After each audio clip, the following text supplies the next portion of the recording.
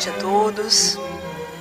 Que Deus possa iluminar as nossas palavras e que hoje nós estamos aqui reunidos para o capítulo 25, justamente buscai e achareis. E todos nós que estamos aqui, com certeza nós estamos buscando conhecimento, entendimento, para que a gente possa, de alguma maneira, mudar a nossa própria história, o nosso coração ser transformado através do Evangelho de Jesus. E assim, vamos ver o que o Evangelho nos traz. No primeiro momento, nós pegamos a fala de Jesus e ele diz: ajuda-te e o céu te ajudará. Ajuda-te a ti mesmo que o céu te ajudará. Pedi e se vos dará. Buscai e achareis. Batei a porta e se vos abrirá. Porquanto quem pede, recebe. E quem procura, acha. E aquele que bata à porta, abrir-se-á. Então, o que será que Jesus queria nos mostrar com essas palavras? Será que ele nos falou nesse sentido de que tudo que a gente pedir, nós vamos obter? Será que nós, como seres ainda imperfeitos que somos, temos a condição de saber o que é necessário para nós? Nós já podemos, diante das situações que vivenciamos, das provas que temos, nós sabemos o que é melhor ou o que é pior, se nós estamos tendo o remédio ou o veneno, enfim. Dentro desse processo, a gente precisa ter muita atenção nos pedidos que fazemos a Deus, porque nós somos muito volúveis, principalmente nesse ponto em que encontramos-nos da evolução. Hoje nós queremos determinada coisa pedida em nossas preces. Amanhã, de repente, a gente já muda de ideia. Então, nós temos que analisar exatamente o que verdadeiramente precisamos. Temos aqui essa figurinha que nos mostra a importância do ajuda-te.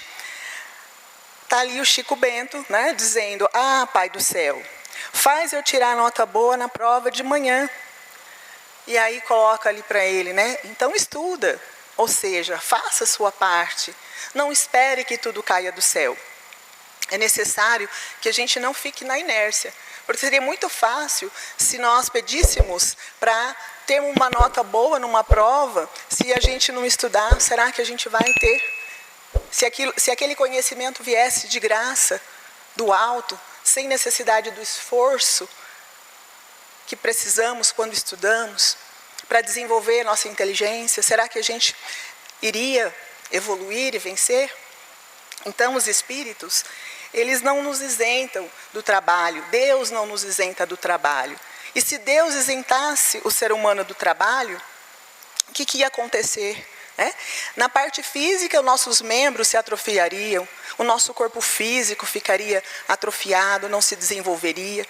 Imagina o tanto que precisamos hoje trabalhar com os músculos, e com a chegada da tecnologia a gente tem percebido que cada vez mais a gente exercita o corpo. E com isso a gente sente a dificuldade em nossa saúde, precisando às vezes buscar recursos na academia, nos exercícios físicos, para a gente fazer esse desenvolvimento que já não está mais fazendo às vezes daquele trabalho físico que a gente fazia antes, por conta das facilidades. No caso do trabalho intelectual, para que nós iríamos fazer esse trabalho intelectual? Para desenvolver nossa inteligência. E nós somos seres inteligentes da perfeição, ou da criação. Todos nós, somos seres inteligentes da criação. O espírito é o ser inteligente. Então, como ele é criado simples e ignorante no primeiro momento, como que ele faz esse desenvolvimento da inteligência?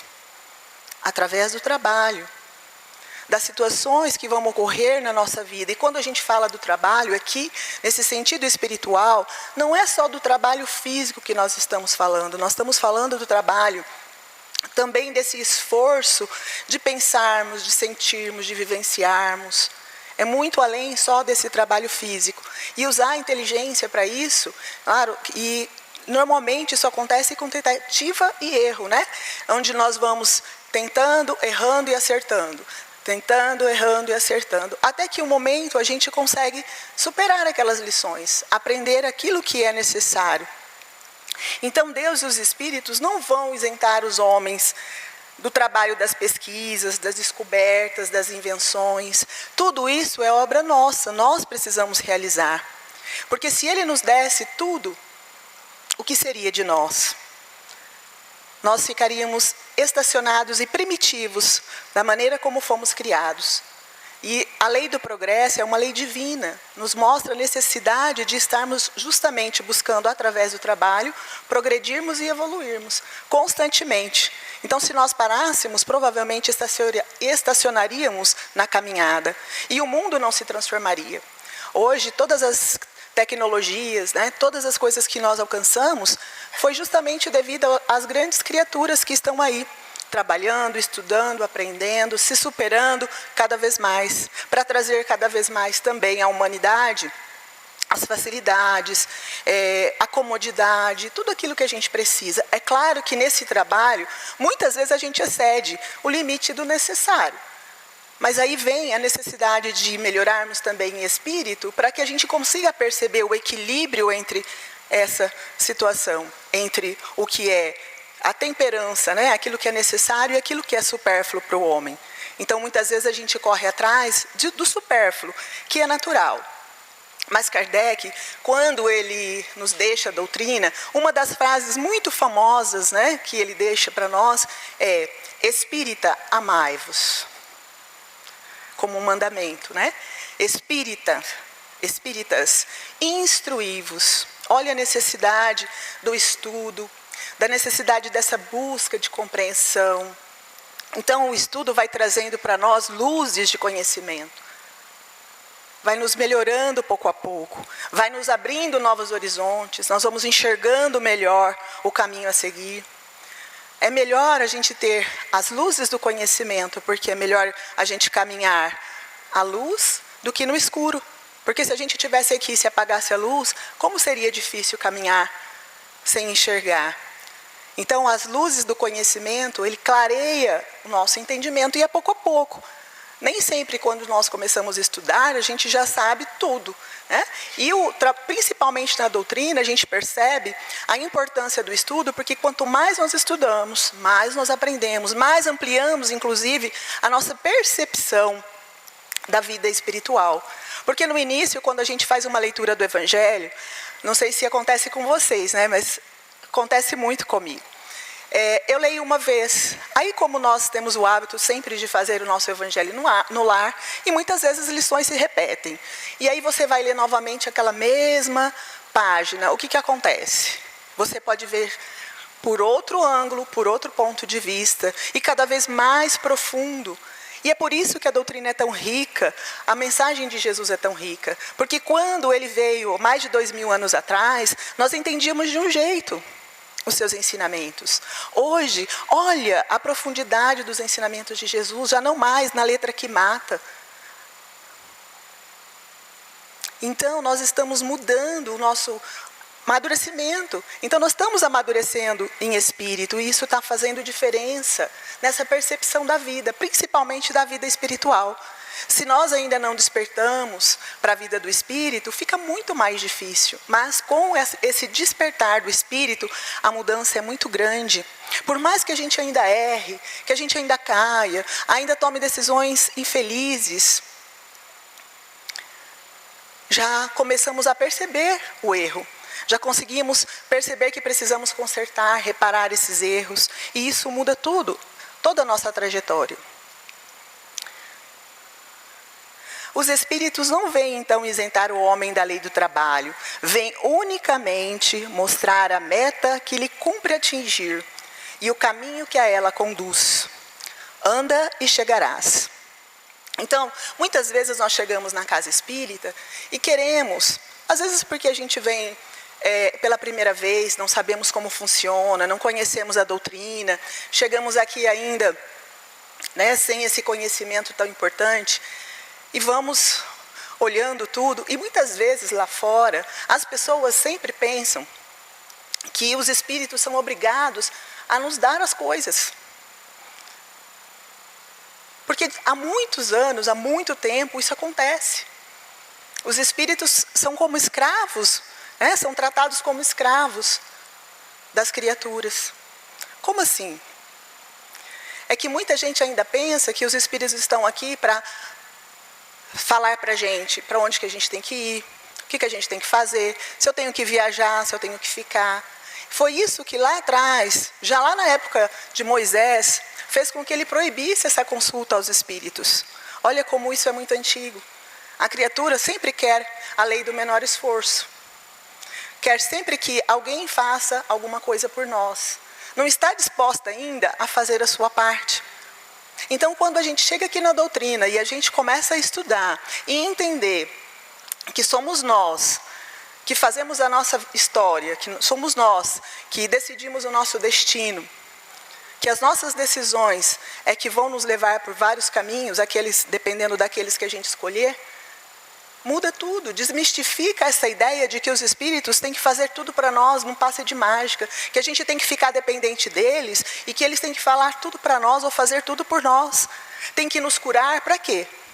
Para que muitas vezes a gente repita as nossas situações infelizes e retorne com a mesma enfermidade. E não estou falando só da enfermidade do corpo físico, estou falando também da enfermidade da alma. Porque muitas das nossas doenças ainda são causadas por essas enfermidades da alma, que nós nem percebemos ainda. Mas com o tempo, com o nosso amadurecimento, nós vamos perceber isso. Então hoje, com esse avanço, até mesmo na área dos estudos, dos palestrantes, da mídia, nós vamos vendo cada vez mais conceitos diferenciados na questão da doutrina espírita, mostrando essa importância, essa responsabilidade que nós, espíritas, temos de nos instruirmos, de aprender o sentido verdadeiro, de sermos colaboradores dos espíritos, e não usá-los como nossos guias, como nossos escravos, como servos que têm que fazer aquilo por nós, isso ou aquilo por nós. Porque senão nós vamos ficar sempre dependentes, nós não vamos fazer a nossa parte. Então eu sei que hoje, quem está aqui, que já tem o conhecimento, já mudou essa visão completamente. Mas muitos lá fora ainda acham isso, ainda pensam assim. Então com isso, o estudo já esclareceu e clareou muitos corações, muitos sentimentos. E ainda aqui, na última frase desse capítulo, ele vai dizer assim: toparás com pedras. Quer dizer, a nossa vida vai ter provas, espinhos, pedras que nós temos que carregar. É natural, é o processo da evolução. Mas, olha só, vamos frisar bem nessa palavrinha. Olha, perceba essas pedras. Veja onde elas estão. E afasta-as tu mesmo. Olha só, estão pedindo para que a gente as afaste. Não fique aguardando que eles façam isso, não é? Nós te daremos a força necessária, se a quiserdes empregar. Então, nós temos que fazer esse trabalho, mas não vamos estar só. Eles estarão nos intuindo, nos inspirando, nos mostrando o caminho, se estivermos sintonizados com esses amigos queridos. Façamos uma prece, pedimos a inspiração na hora das nossas escolhas, nas horas das mais difíceis de decisão, nas horas das enfermidades, enfim. Em todos os momentos, nós pedimos a Deus esse socorro e esse auxílio aos espíritos amigos, e eles vão nos ajudar. Eles vão nos clarear o entendimento para que a gente possa tomar a melhor decisão, perceber o melhor caminho. Mas somos nós que teremos que fazer o trabalho. Isso fique bem claro. Nessa historinha que nós vemos aqui, essa borboleta, carregando uma pedra, tão frágil, como uma borboletinha conseguiria fazer esse trabalho. Assim também nós, com esse título, olha só, cargas desnecessárias. Um viajante caminhava cansado pela estrada, levando uma grande pedra nas mãos. Nas costas ainda carregava um pesado saco de terra. No caminho, uma pessoa viu sua dificuldade e lhe perguntou: cansado viajante, por que carrega essa pedra tão grande? É estranho, mas eu não tinha realmente notado que ainda a carregava. Olha só, ele não tinha visto. Ela não tem mais utilidade para mim, disse o viajante. Então, ele jogou a pedra fora e se sentiu muito melhor. Mais adiante, outra pessoa cruza o seu caminho e lhe pergunta: por que carregas esse saco de terra tão pesado? Estou contente que me tenha feito essa pergunta, disse o viajante, porque eu não tinha percebido que não precisarei mais dele.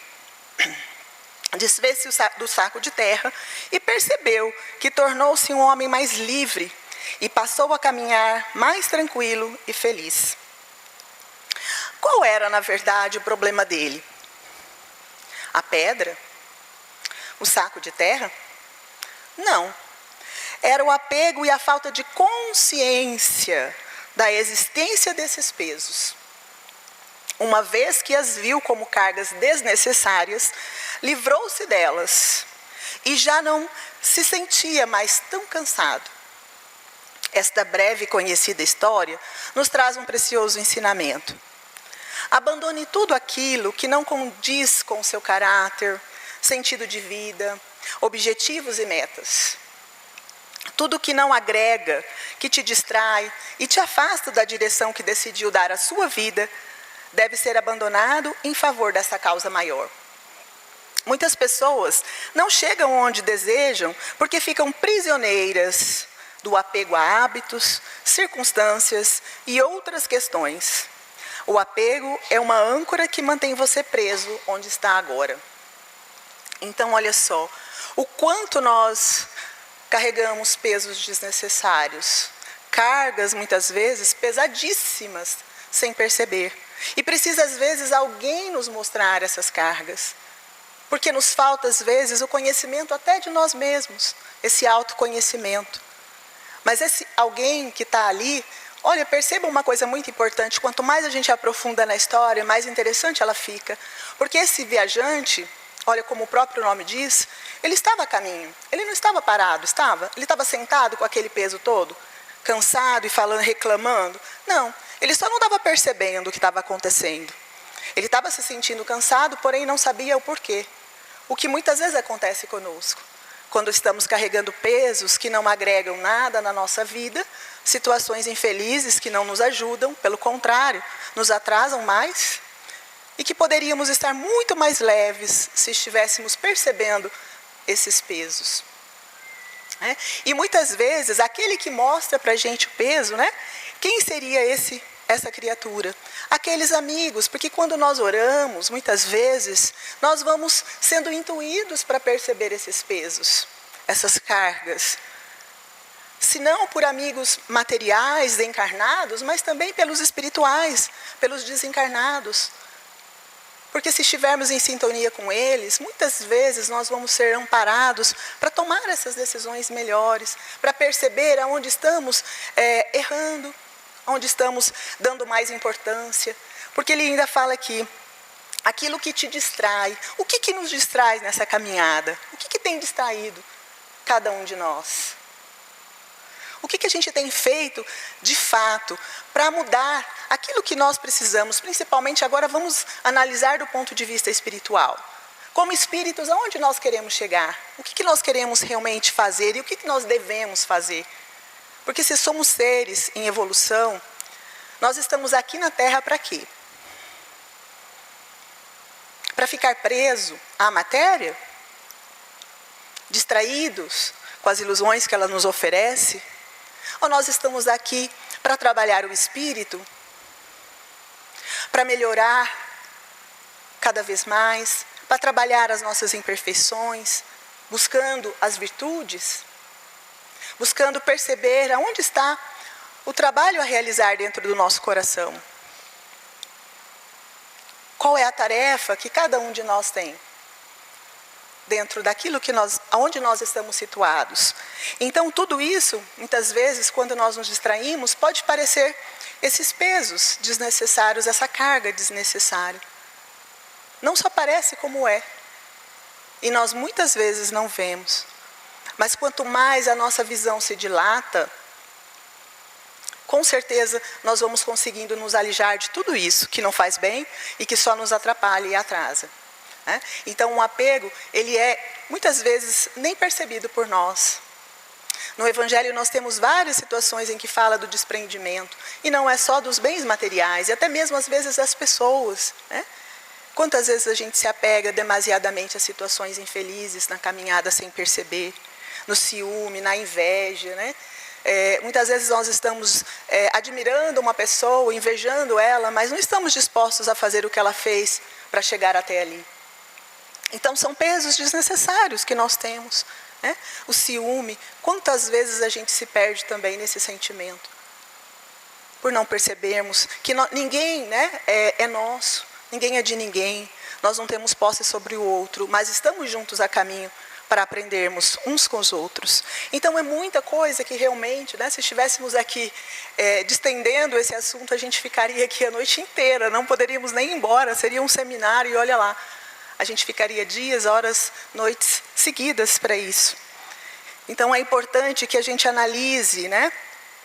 E todos nós somos potências divinas, espíritos criados, né, simples e ignorantes, para a evolução. Mas como que a gente pode fazer, né, com que esses potenciais que nós temos sejam desenvolvidos?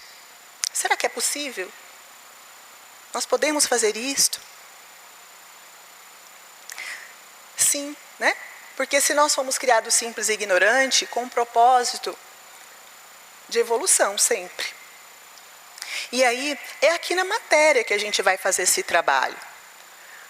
Sempre que nós pensarmos em evolução, mesmo que a gente esteja no mundo espiritual, lá nós podemos aprender, ir às escolas, fazer todo o trabalho, ouvirmos muitas orientações, palestras, porque lá também a vida é muito intensa. Mas lá nós estamos mais conscientes, né, das nossas situações. E para que a gente tenha certeza que a gente evoluiu, ou que está evoluindo, ou que aprendeu alguma coisa, nós precisamos experimentar aqui na Terra. A matéria ela é necessária para isso. Então é aqui que a gente vem, é aqui que a gente vai fazer a prova necessária, para perceber se já, né, essa avaliação necessária do espírito, se já estamos melhores de fato, se conseguimos aprender alguma coisa com as outras lições que tivemos, enfim, sempre em aprendizado. Proporcionando esse desenvolvimento não só da nossa inteligência, né, digamos, intelectual, mas também a inteligência emocional, a inteligência espiritual. Então, é gradativo. Nós vamos conseguindo desenvolver através dessas provas e até mesmo das expiações que a vida vai nos oferecer.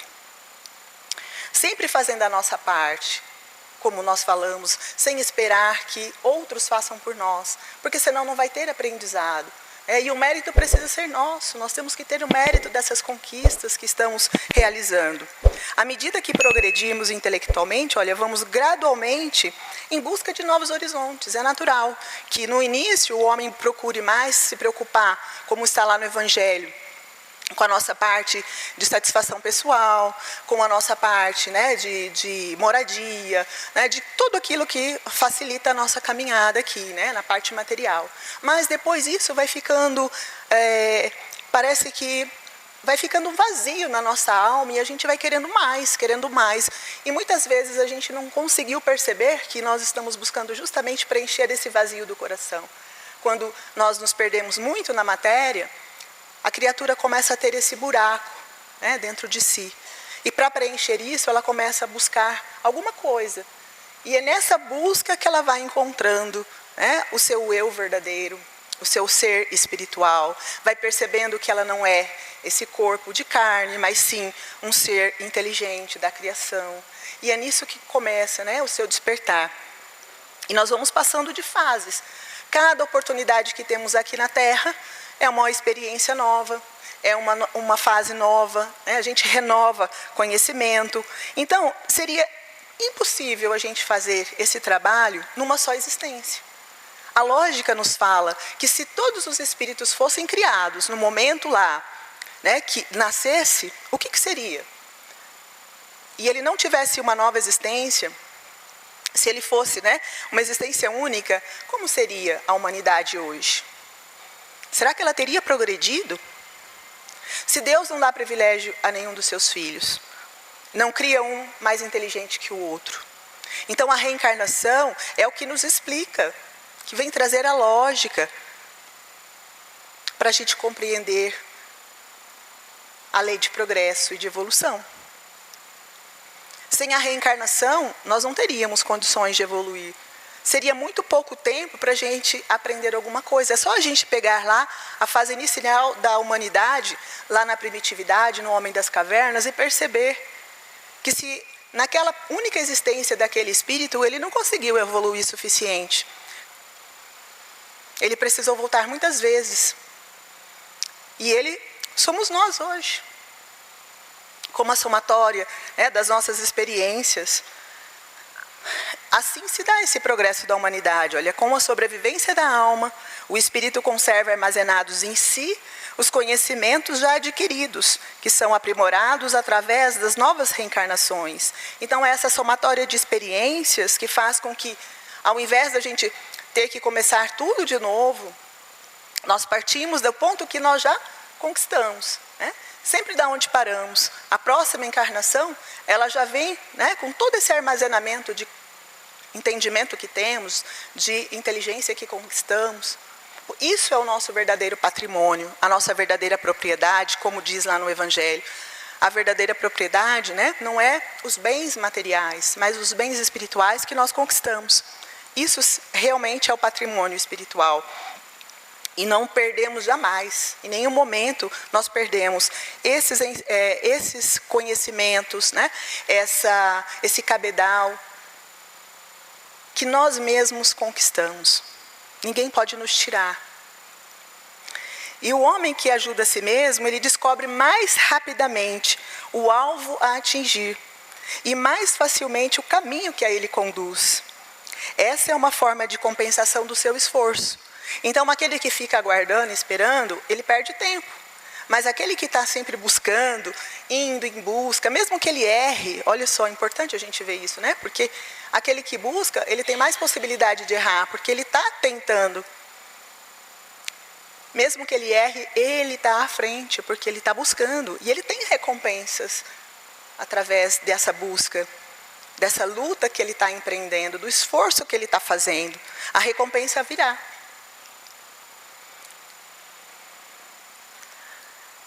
Tem uma frase, né, um texto do Richard Simonetti, fala assim, a respeito desse tema, Ajuda-te, o céu te ajudará, que está no livro Luzes no Caminho. E ele diz assim, uma das características lamentáveis do ser humano, fruto da sua imaturidade, é a tendência ao acomodamento. Inspira uma interpretação equivocada da lei de causa e efeito, que induz a inércia em situações difíceis.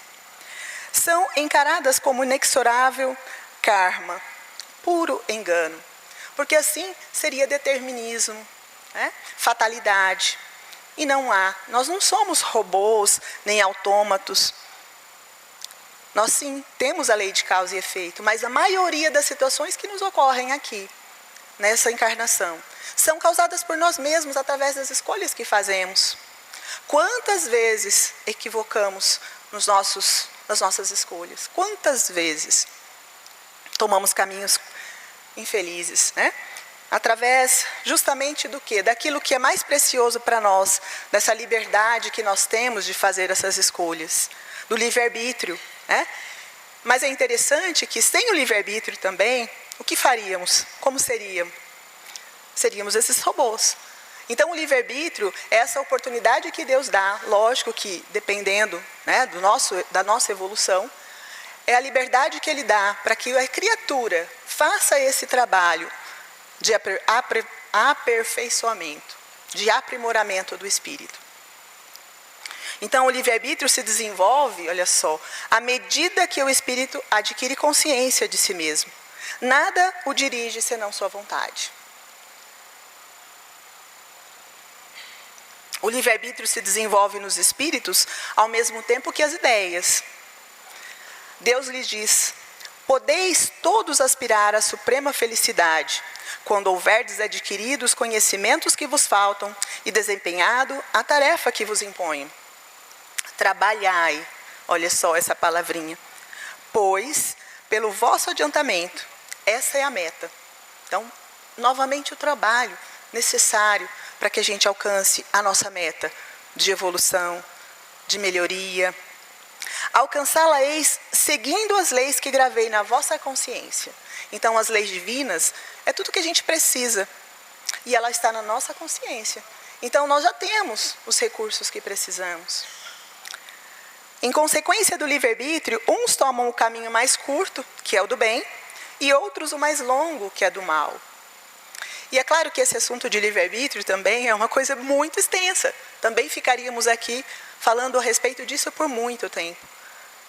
Mas só para que a gente entenda essa liberdade que Deus dá, através desse amadurecimento do espírito, quanto mais maduros, mais conscientes, mais responsabilidades.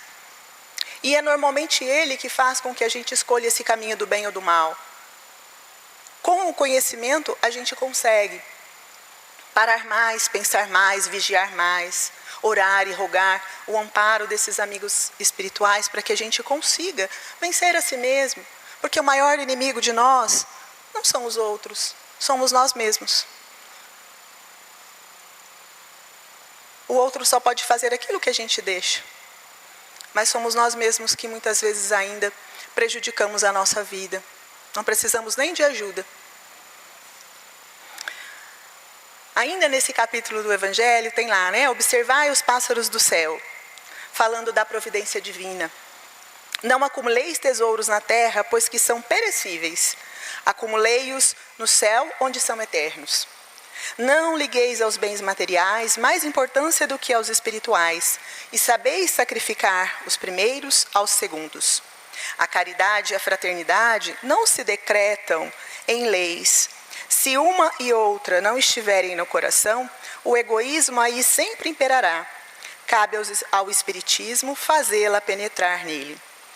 Então, é importante que a gente analise também essa mensagem, porque ele está dizendo aí, né, que os pássaros, eles não semeiam, não ceifam nada, e, no entanto, não lhes falta abrigo, não lhes falta comida, porque Deus provê a tudo isso. E se os pássaros são seres inferiores da criação, e nós somos muito mais do que os pássaros, quanto Deus não provê a nossa existência, não nos dá recursos muito mais intensos e imensos do que aos pássaros. Só que nós precisamos enxergá-los, percebê-los e fazer sempre a nossa parte, né?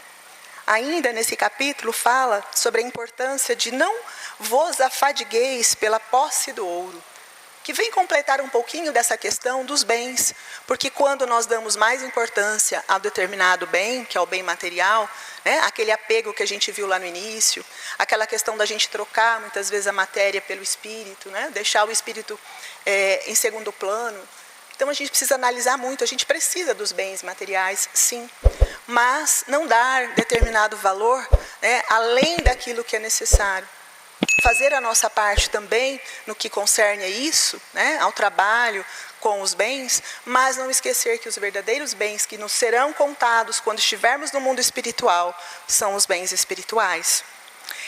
Não vos afadigueis por possuir ouro ou prata ou qualquer outra moeda em vossas bolsas. Não prepareis saco para viagem, nem 2 fardos, nem calçados, nem cajados, porquanto aquele que trabalha merece ser sustentado. Ao entrardes em qualquer cidade ou aldeia, procurai saber quem é digno de vos hospedar, e ficai na sua casa até que partais de novo. Entrando na casa, saudai assim, que a paz seja nesta casa. Se a casa for digna disso, a vossa paz virá sobre ela. Se não for, a vossa paz voltará para vós. Quando alguém não vos queira receber, nem escutar, sacudi, ao sairdes desta casa ou cidade, a poeira dos vossos pés. Diga-vos em verdade, no dia do juízo, Sodoma e Gomorra serão tratados menos rigorosamente do que essa cidade. Então vamos aprofundar um pouquinho nessa passagem igualmente, porque nós não vamos ver só com o olho, né, ali desse ponto de vista mais material, não. Vamos aprofundar na questão do espírito. Essa casa que Jesus nos refere aí, pode significar o outro, né?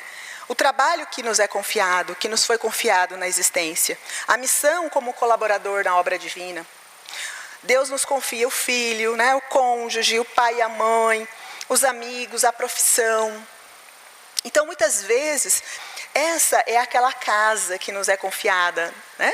Esse irmão, esse amigo, essa criatura que não por acaso está conosco. Não por acaso. Então, nesse trabalho, o que nós estamos querendo com ele? O que nós queremos alcançar? Fazer a nossa parte. E qual é a nossa parte? Porque muitas vezes a gente conhece muita teoria, né? Mas a teoria, ela não nos confere nenhum título. Às vezes a gente sabe tudo do Evangelho, a gente conhece cada passagenzinha, mas não coloca na prática. E como colocar na prática se o Evangelho nos fala principalmente de amor? Abnegação, dedicação, né? Tudo isso. Então, como fazer esse trabalho, senão arregaçando as nossas mangas e pondo a mão no arado? É assim que vamos fazer nesse trabalho que nos é confiado, né? Praticar esses ensinamentos e buscar atender e colaborar com Deus, que nos confia essas missões, pequeninas ou grandes, não importa, porque na maioria das vezes elas são pequenininhas mesmo, porque a gente não daria conta de grandes missões, e mesmo assim a gente reclama, né? Elas vão nos render frutos, com certeza. Vão fazer com que a gente cresça e desenvolva em nós essas qualidades que tanto precisamos, e o outro sempre vai ser um instrumento para isso. Então, se a casa for digna, a vossa paz virá sobre ela. Se não for, a vossa paz voltará para vós. Não se trata aqui de quem é digno no sentido de quem é melhor ou pior. Porque muitas vezes nós não podemos julgar o outro. Ele está no caminho dele, ele está no momento dele, está no patamar de evolução que ele adquiriu até ali.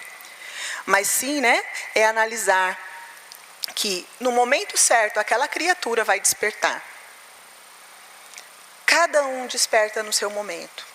Ninguém desperta antes da hora. E muitas vezes aquele que desperta até depois de nós pode chegar na nossa frente.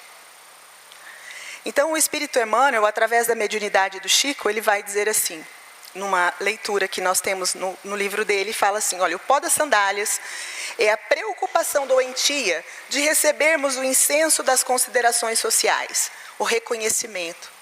A gente faz muitas vezes alguma coisa para alguém, a gente fala, faz um trabalho e a gente quer que sejamos reconhecidos. E muitas vezes esse reconhecimento não vem. Aí o que acontece? Tristeza, mágoa, anseio, revolta, desânimo, indisciplina, desalento, melindre, desistência, deserção. Isso é o pó, a poeira que a gente está trazendo, que está atrapalhando a nossa caminhada. Então, semelhantes estados espirituais vão simbolizar o pó das sandálias. Emmanuel nos fala isso, que nos cabe alijar, sem delonga, nos mínimos desequilíbrios entre a vida e nós outros. A necessidade que temos de estar sempre no controle, no controle de tudo, gera para a gente ansiedade. E nós vivemos ansiosos ultimamente, estressados, porque nós queremos resolver tudo, nós queremos dar conta de tudo, nós queremos controlar as criaturas que estão do nosso lado, queremos fazer com que elas nos entendam, e às vezes não é possível ainda. Nós podemos só estar com elas. Às vezes é só isso que ela precisa, que estejamos com ela, dizendo assim, olha, estou aqui. Talvez eu não possa fazer por você aquilo que você precisa, mas eu estou aqui, conte comigo.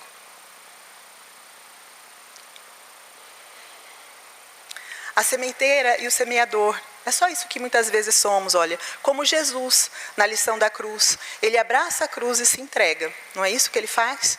Ele não ficou esperando o reconhecimento, pelo contrário, isso veio muito depois. Confiassem na providência divina, porque nós criamos expectativas e sofremos com isso. Mas façamos a nossa parte e deixamos o restante nas mãos de Deus. Aquilo que nós não conseguimos, Deus pode muito mais do que imaginamos. Não violentemos consciências, porque cada um vai despertar na hora que lhe é própria. Somos chamados só para lançar a semente. E essa semente, às vezes, vai demorar para eclodir, talvez até mais de 2000 anos, não sabemos. Mas façamos a nossa parte. Entrega-se ao trabalho sem esperar retorno. Abandona todos os seus anseios de resultados e entrega para a providência. Queremos assumir o controle mas a colheita vai ser, às vezes, muito longa ainda. Na pressa de que a semente floresça, a gente mata a planta, põe adubo demais, rega demais. Então a gente não tem, às vezes, o equilíbrio necessário. Mas quando nós confiamos na providência divina, nós sabemos aguardar. E um dos exemplos lindos que nós temos é na história de Paulo, que quando ele está naquele afã imenso, porque ele foi chamado por Jesus na porta de Damasco, as portas de Damasco, para ensinar o evangelho. E ele estava tão afoito, ele queria logo fazer o trabalho, ele estava naquele desespero de seguir, porque tudo que ele não tinha feito, né, até agora, ele queria recompensar, ele queria fazer. E ele estava muito, muito entusiasmado, porém, né, não sabia nem como começar. E Abigail chega para ele num determinado momento, depois de um momento de reflexão que ele faz, e ela fala para ele: Paulo, calma, né? Calma, acalma o teu coração. E ela vai dizer para ele, ela faz um projeto de vida para ele, né? Ela mostra um roteiro a seguir. Até que muitas vezes aqui na doutrina a gente chama de ATEP, porque é a sigla, né, do ama.